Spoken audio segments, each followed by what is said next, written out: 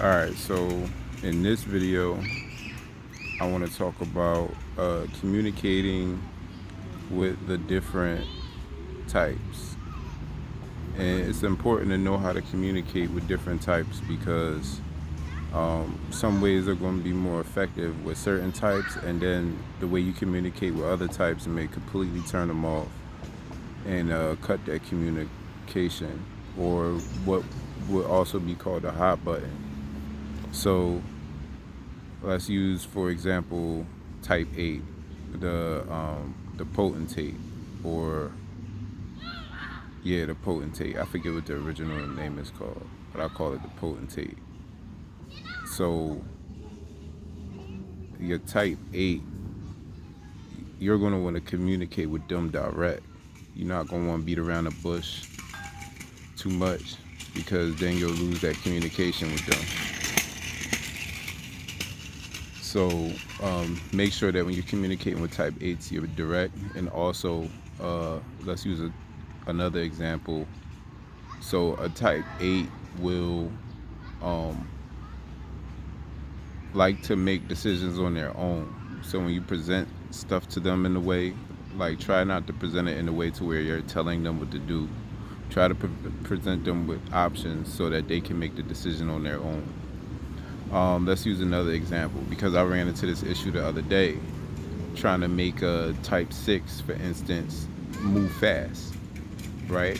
So type 6s are slow movers. They like to move at their own pace. If you try to make a type 6 move fast, you're going to completely turn the whole situation off, and you're not going to get that communication, that steady line of communication. But if you give the type 6 that room and options to move at their own pace, they're more likely to be open to the line of communication that you have with them. Let me think of another example. Let's just take a type 7, for instance, right? The type 6, I'm sorry, is the allegiant. They're the loyalist. The type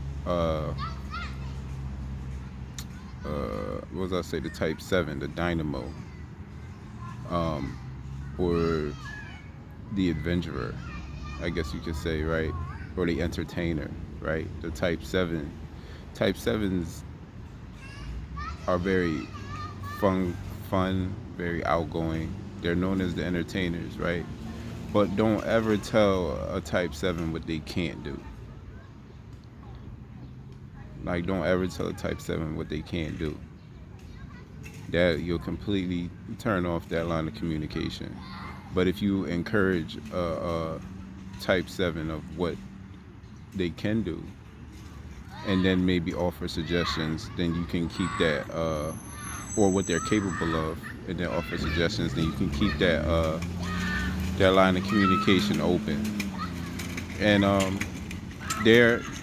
all the types have their different ways of communicating. They have their pain points, or hot buttons, or things that'll turn them off, and things that'll turn them on. So just be aware of all these different types. I'll make a video about this stuff, and then and you can communicate effectively from there.